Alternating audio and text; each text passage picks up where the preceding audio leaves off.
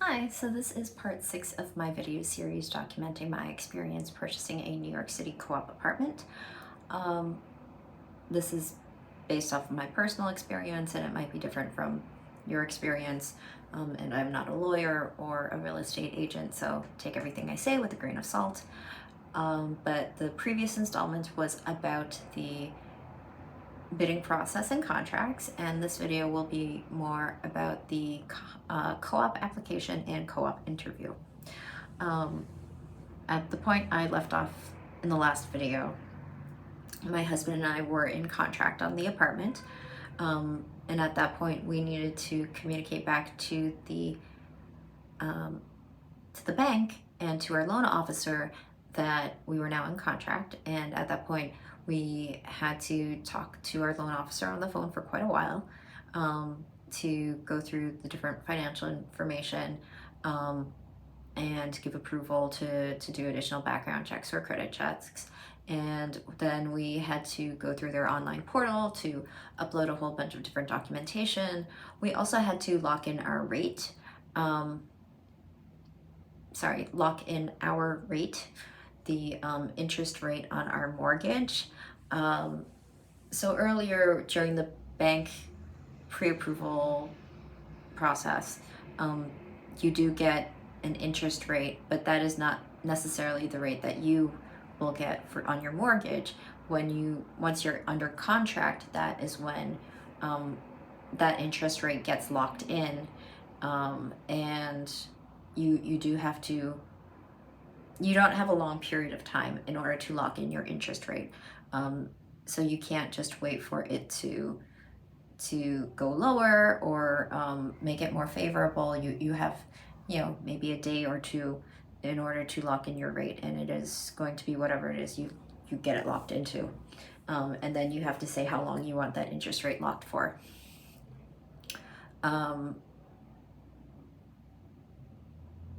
And I think that's what happens at this stage. But you also have to upload a lot of documentation to the web portal to get the appraisal process and the full mortgage process underway. And you'll have to give pay stubs and additional proof of employment, and access to more information. If you have any real estate, they'd want to look into documentation around the real estate. They want to, it's a more thorough vetting and checking to make sure that you can afford this particular apartment with the contract, under the terms of the contract that you have agreed to. The contract will state, and I didn't mention this before, but the contract states how much the down payment is and how much the mortgage is going to be. And so they will calculate kind of your debt to income ratio and whether or not you are, because I think it's supposed to be 30%. They don't want to see people who are spending more than 30% of their income on housing. And so they will have to calculate kind of what are your ongoing liabilities, and whether or not you can make payment on everything. So they will examine more thoroughly kind of what your overall financial picture is, at least to the point where it impacts your eligibility for the mortgage loan. And once the bank has sent an appraiser to the property to figure out whether or not the value of the property is close to what you have put in your offer, your bank will let you know if the appraisal has gone through, and then you'll see what the appraisal is for. And if the appraisal is more or less in line with the offer that you've put in, which is good news, then the bank will generate a mortgage approval letter. And once we generated the mortgage approval letter, once we got it, that was kind of when we started doing our co-op application. And we started doing the co-op application in a hurry. Also with the mortgage interest rate, so you have to lock it in, and it gets locked in for a set period of time. And we locked ours in for 90 days, maybe 120 days, I forget what it was. I think just to make sure that we could get to closing. with the interest rate we're looking for. Sometimes it's favorable to do it, sometimes it's not favorable to do it, like you might have to pay more.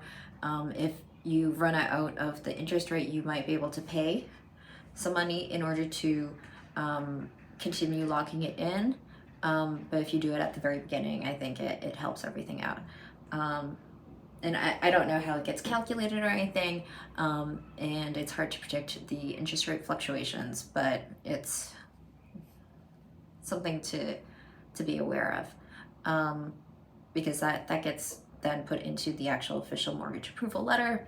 And once you have your mortgage approval letter, you have to submit all of that information in your co-op application package. So the co-op application package was probably the most intensive part of our apartment search, which sounds funny, but it's the most concentrated amount of work in a short period of time that we had to do during any one part of the process. So we worked on it for a little over a week, and we were working on it for several hours a day, and we did have to reach out to people in order to get reference letters. So you have, at least in our circumstance, every co-op I think is going to be different, and every co-op is going to calculate things differently. Like they will also calculate a debt to income ratio, and they'll have to see what your liquidity levels are. And I don't know exactly how they look at it, but from what I understand, based off of what our agent said, some co-ops or management companies are more reasonable than others when they try to calculate those things. Some of them are very finicky and not very lenient about their definitions. So it's important for your real estate agent to be familiar and to ask around about the co-op and understand how best to create the co-op application, because you're not going to know as a buyer, especially a buyer not familiar with the process. But we had to get reference letters from people. We had to get reference letters from landlords and reference letters from friends who had known us for a long time. They're used for different purposes. The reference letters from landlords is basically to say that you were in good standing, that you paid on time, and that you were good tenants, whereas the reference letters from friends is more about, we are good members of the community, and you as a co-op would want us to be part of the building.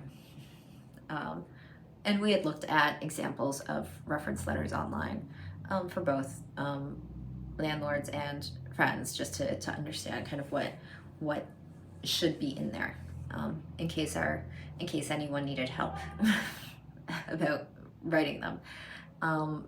We also had to include a lot of information. We had to sign forms and include copies of IDs to say, yes, you can do background checks and credit checks on us, which again means you have to unfreeze your credit if you haven't done that already. And we had to include a financial summary of everything. We had to include the raw, the direct statements. We had to include statements, financial statements, but we also had to include a financial summary, kind of overviewing like what all of our assets were, what all of our liabilities were, and kind of what our overall net worth was. And we had to include like backup documentation of like what our incomes were, employment letters and pay stubs, the contract, the mortgage approval, the loan application, the financial statements for any bank accounts, any investment accounts, 401ks, any property had to be included, along with like expenses for properties. I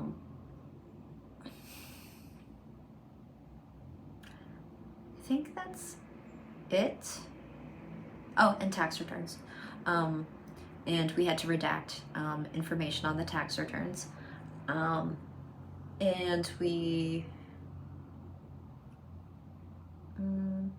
And this wasn't stated in the application, but our agent wrote up a cover letter giving an overview and painting a picture of who we were as candidates and why we would make why we would be good for the co-op. Is very financial. It was not anything else, but it kind of explained away anything that needed to be explained away. And in terms of putting it all together and knowing what to include, so I don't know if all co-ops are this organized, but our co-op used a management company, and that management company had all of these forms available beforehand on their website, so we actually knew everything before. We didn't have to ask the co-op for the application package, and in the application package it kind of spelled out all the different things that they would need. And so that was not a mystery for us. But in order to actually put it all together, my husband and I used Dropbox to sync all of our documents, and I put it all together into a PDF using the preview application on Mac OS. So I inserted the different pages and reordered them and deleted pages and what have you, in order to put it all together. And it took time. All of these things took time to put everything together. And our application, I joked that our application was our financial biography. It included a lot of information about ourselves, and it was the size of a book. It was about 300 pages, and we had to physically print it, and we were printing it on a home printer. And if you're going to do that, it actually takes a while to print out everything. You may have to make sure that you have enough ink to print everything, so we had ordered ink to do it. And even if you were to go to a printer, it would still take time at a printer to do. I liked that we did it at home because there was so much financial information. Nobody else had to look at it or have access to it at that point. So it was a lot. It was a lot of effort. It felt like an accomplishment, and my husband and I, the times we have worked together on things, we work well. If we were less organized, or if we had more differing work styles, I could imagine it would be more painful. But for us, we, in my mind, we worked pretty quickly, all things considered. It took at least a few days in order for us to get the letters from different people, and during this whole process, our real estate agent, we did show it to him several times before we printed. Because it was on Dropbox, we were able to share that information with him, and we asked a ton of questions clarifying how it needed to be presented and what to include, and he told us different things like, on the tax statements, you don't need the state taxes, only the federal taxes, or things like that. And he told us how to order things,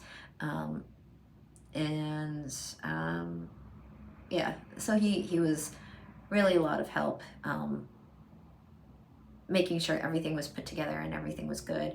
And when we physically printed it, we hand delivered it to our agent, who then hand delivered it to the management company. There was another thing with the co-op application. So we had some forms about move-in that we needed to clarify, and coordinate with the sellers. And we also had a form at the end that had to be notarized. So we got it notarized at the UPS close to City Hall. They were the only notary that was open in Lower Manhattan on a Sunday, so that's where we went. And after we got it notarized and we handed it into our agent, that form also needed to be signed and notarized by the sellers as well. after we had handed it in to our agent, he also like manually went over it a couple of times just to make sure everything was good and everything was right. And one of the reasons why he hand delivered it to the management company was, one, because it's a lot of sensitive financial information, but also so that he could physically see the person at the management company flip through everything and make sure everything was in order. So if something wasn't in order at that point in time, he could just like tell us, and then he could quickly print it off and then resubmit without causing any delays. And there were some other benefits to hand delivering it. So we had to include several checks with our co-op application. There was a co-op fee, there were background check fees, there was an application fee, there were background check fees, there were move-in deposits, and all of them had to be money orders or certified checks. So we had to include that. So there's money in the application, which is another reason why it was nice that our agent physically handed it over. The final thing, I think I've mentioned everything that had to be included. The final thing that we had to include was the Aztec forms. We actually did not include them, and so this is a very long story. And it's particular to what happened with my husband and I and the bank. So what is supposed to happen are you're supposed to get these Aztec forms after your mortgage has been approved. We had never heard of it. Like we only found out that we were supposed to get these forms after we were about to, a few days before we were supposed to hand in our application, and we were checking with our real estate agent, like, is everything good? Like, at this point, can we just hand it in? And he said, oh yeah, just remember to include the 3 original Aztecs. And we're like, what the hell are those? We thought that he had made a spelling mistake when he said 3 original Aztecs, because that sounds made up, right? But the Aztec is the name of the company that does the form, and the forms are actually really important because you're buying a co-op. It means that you're not purchasing the actual apartment, you're purchasing shares, and so the Aztec forms are a 3-party agreement between the buyer, the lender, which is the bank, and the co-op.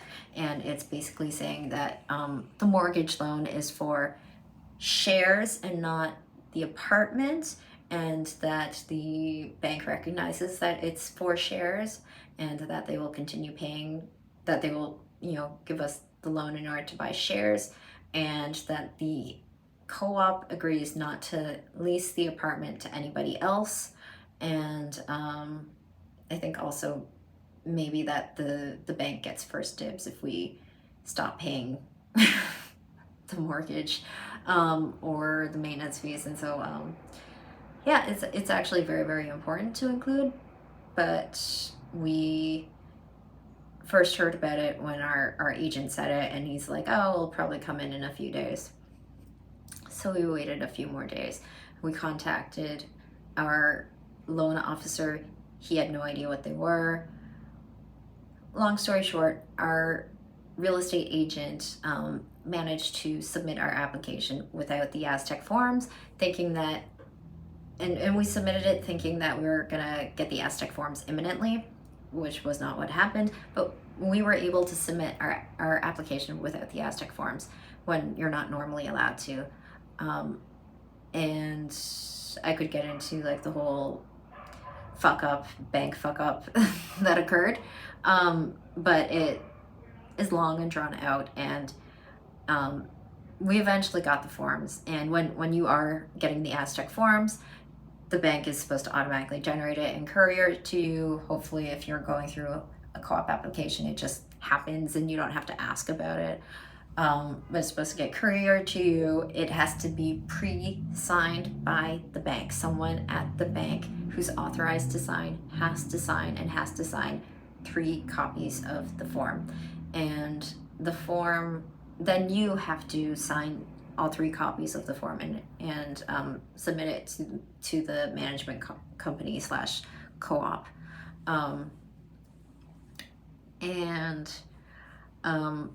for us, the bank, this is when we really realized that the bank didn't know what it was doing. Even though it was a large national bank that everyone had heard of, they acted as if they'd never worked on a New York City co-op apartment before. And so they really dragged their feet. They didn't know what they were doing, and our loan officer didn't know who was responsible for doing it. He was getting bad information internally, and people were not necessarily responding to him internally, but he also did not really know what was supposed to happen.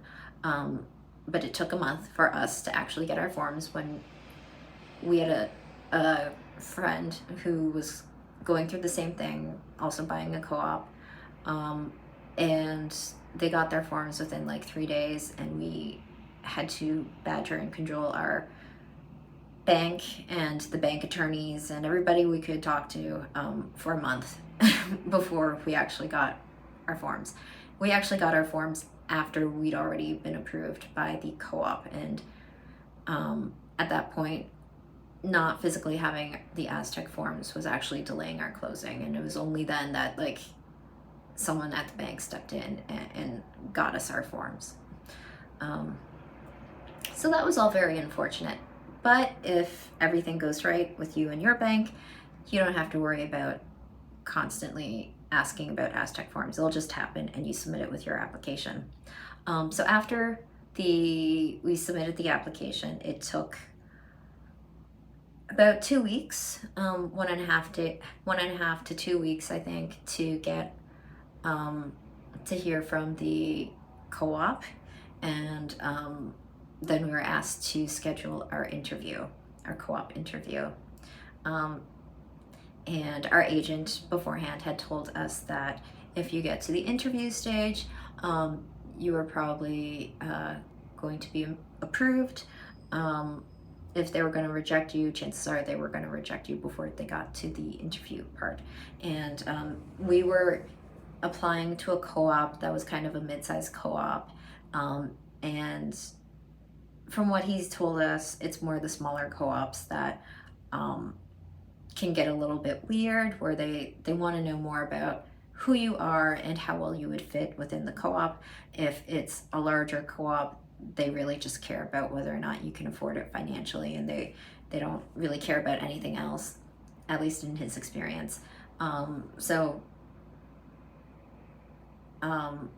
We weren't so concerned about the co-op interview, because from what he'd said, they really just care about our finances. And the interview would be more formality than anything else. But we still asked him for any tips or tricks that he had that he could share with us. And the only thing he really told us to do was not to ask any questions and not to say too much. Which we did. We stuck to it as much as possible. We also looked online to see what others what other websites and articles suggested about what to do at a co-op interview, and they also said the same thing about not asking questions and not saying anything that could potentially jeopardize the co-op approving you. And so that's what we did. And the co-op interview was really easy. It took about half an hour. It was virtual. Normally it would be in person, but it was the pandemic, so it was virtual. From what I understand, normally there would be things like tea and cookies and cake, and it would be, it would be a chance for you to really kind of get to know the co-op members, the co-op board at least, and a chance for the co-op board to get to know us. But because it was virtual, it was shorter, and we didn't do more of that informal communication. And they asked a couple of questions about a property that my husband owned, but otherwise they didn't really ask anything. Most of the interview, I think, was actually talking about the building itself and discussing some of the logistics and like how to move in and why move-in is limited to certain hours of the day. So because they were talking about move-in, we kind of knew and understood that we would get approved. If we weren't as financially strong in our application, or if most of our income was generated by, say, commissions or bonuses, they might have had more questions for us. But because that wasn't the case, I guess they didn't really have any questions and or concerns about us. So the actual interview for us was not at all like what you see on sketch comedy or on sitcoms. It was not invasive. The people did not come across as being very weird. They seemed kind of like normal people. They all had different personalities, of course. Some, maybe more inquisitive or wanted to ask more questions, and others were kind of more passive and just wanted to, and weren't really pressing anything. But it was not as weird as we might have thought it would be. It was really easy. And we got our approval a few days after the interview. The management company generated a formal approval letter that we then uploaded to the bank website. We let the bank know that we had formally been approved by the co-op, so that they could also start their closing processes. And that was about it for that stuff. The co-op interview, not that hard. The co-op application, a lot of work. Also a little bit weird. The co-op board saw our application package, which all of the financial information. So it's we redacted our social security numbers from the tax returns, but still it was they got to see us in that form. Don't think about it too much. It's a little bit weird. So then the next stage was going to be closing. Because of our situation, we had to get the Aztec forms, and once we got the Aztec forms and submitted it to the management company, it was a few more days before we could schedule closing. But closing got scheduled with the different parties, and it was our lawyer who was coordinating the schedule on our side. And it was scheduled, I want to say, 3 or 4 weeks out from the time we got approval. So all in, I think it took about 3 months to get from the offer stage to the closing, or a little more than 3 months. But it, for some people, it might take longer than that, and that's because of a number of different reasons. So I mentioned that our interview was virtual. In pre-pandemic times, it can be very difficult to schedule the co-op board interview with everyone, especially during summer, at least from what I understand. People are on vacation, people are traveling. Because it's New York, some people might be in the Hamptons. And so it can cause additional delays. And there's a provision there is a line item in the contract that states that, the co-op board has 60 days to approve the co-op application. And we didn't run into that 60 days issue, but from what I understand, it can happen where co-ops take longer than 60 days, especially during the summer. For us, it really was not that bad. The worst part was working with the bank, which I'll get into a little bit more in the next video. So the next video is going to be about the closing and kind of what happened in the lead up to closing after we'd been approved and closing had been scheduled. So yes, hopefully you found this video helpful. Probably not as many tips as you would have expected about the co-op interview or the co-op application, but it's a little bit hard for me to say too much because I only have the one experience. But hopefully you learned something, and it gives you more confidence when you go through it on your own. But all right, that's it. Thank you for watching, and if you're interested, watch the next video about the closing. It's almost done. All right, thanks. Bye.